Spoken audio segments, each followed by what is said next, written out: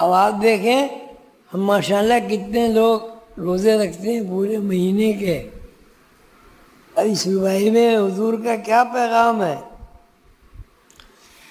साक़ी तेरे मैं काबे में इतनी बेदाद, रोज़ों में हुआ सारा महीना बर्बाद। साक़ी तेरे मैं काबे में इतनी बेदाद, रोज़ों में हुआ सारा महीना खराब। इस बाम में है पीर मकां का इरशाद, इस बाम में है पीर मकां का इरशाद। गरबादा नहाता है तो आती है बात। जी हुजूर कलंदर बाबा ये फरमाते हैं, साक़ी तेरे बैकादे में इतनी बेदाद, इतनी बेनियाजी कि मैंने पूरे महीने रोज़े रखे और मुझे कुछ भी हासिल नहीं हुआ। साक़ी तेरे मैकदे में, तेरे घर में जहाँ जाके आदमी मस्त बेखुद हो जाता है, नशे में मस्त हो जाता है, वो इतनी ज़्यादा बेनियाजी है और इतनी ज़्यादा मेरे लिए मायूसी है कि पूरे महीने में तेरे लिए भूखा रहा और हासिल कुछ नहीं हुआ। मेरी समझ में ये आई बात कि पूरा महीना ही बर्बाद हो गया। लेकिन इस बाब में, यानी इस मसले में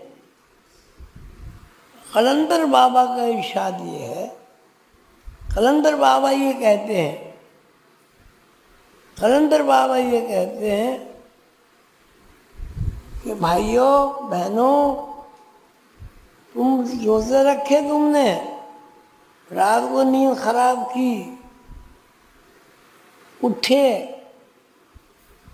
सारे दिन भूखे प्यासे रहे, गर्मी की तपिश बर्दाश्त की,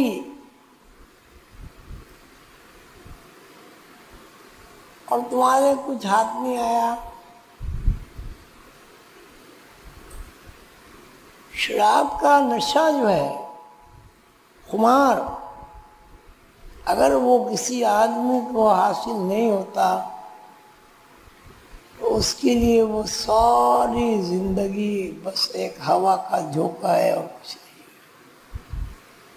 जी, इस बात पे सब गौर करेंगे शायद, इस बात पे सब गौर करेंगे शायद, आहें भी वो दो चार भरेंगे शायद, आहें भी वो दो चार भरेंगे शायद।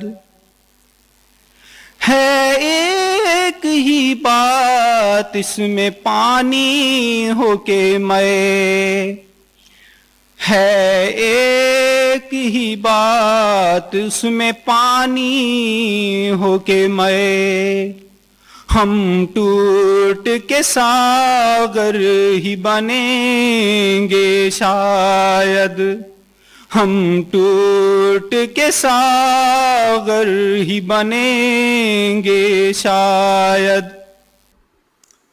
जो कलंदर बाबा फरमाते हैं, शायद लोग इस पर तफक्कुर करें, गौर करें, सोच विचार करें,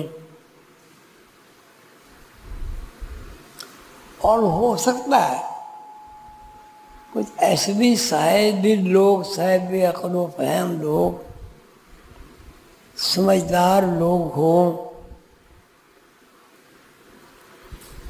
कि जब वो ये देखें कि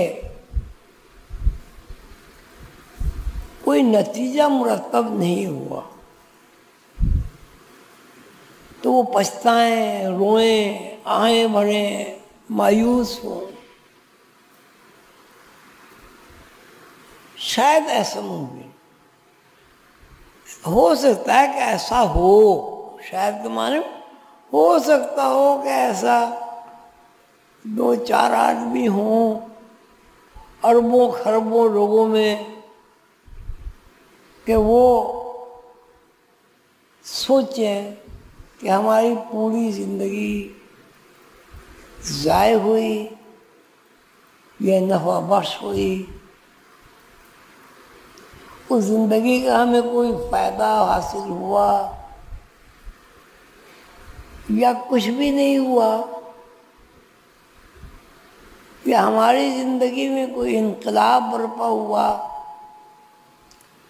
या हम में और गधे में कोई फर्क ही नहीं रहा।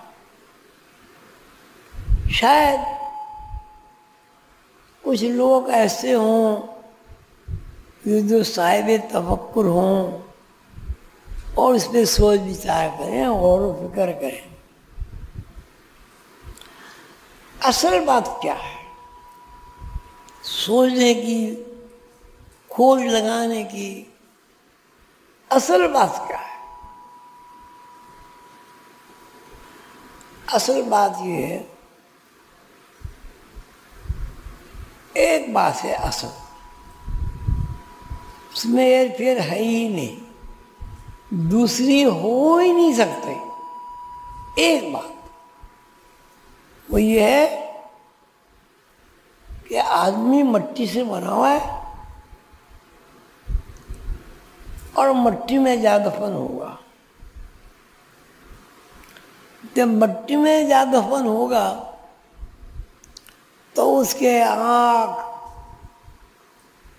दिल, हर चीज उसकी फनाइयत की इस दर्जे पर पहुंच जाएगी कि वो मट्टी के ज़र्रात में तब्दील हो जाएगा। ये होगा ना, कब्र में आप जाएंगे, हर चीज बिखर जाएगी, बिखर के मट्टी बन जाएगी। यही वजह है कि एक मुअय्यन अरसे के बाद जब आप कब्र खोलेंगे तो ना हड्डी नजर आएगी, ना पसली नजर आएगी, ना आँख नजर, कुछ भी नहीं आएगी, मट्टी नजर आएगी। तो मतलब क्या हुआ? इसका मतलब है कि आदमी मट्टी से बना, मट्टी में जा सोया और मट्टी ने उसको हुलूल करके अपने आप में मिला लिया। यानी मट्टी ने मट्टी को मिला लिया, मट्टी बना ली। जब आदमी मट्टी बन गया, अब फिर एक बना हुआ मट्टी का पुतला जिसको आदमी कहते हैं, वो गया और उसने कब्र की जगह को खोदा, वहां से मट्टी लाया और मट्टी से उसने एक सागर बना लिया, प्याला बना लिया और उस प्याले में नजर तो यही आता है कि लोग फिर शराब पिएंगे। तो ये जो कहानी है वो ये है, अब हर चीज मट्टी से बन रही है, हर चीज मट्टी से। अब गंदुम कहाँ से बन रहा है? गंदुम का बुनियादी मसाला क्या है? ऑक्सीजन, ये वो नहीं, बुनियादी मसाला क्या है? मट्टी। और आदमी का बुनियादी मसाला क्या है? और जाम, जिससे आदमी शराब पीता है, उसका बुनियादी मसाला क्या है?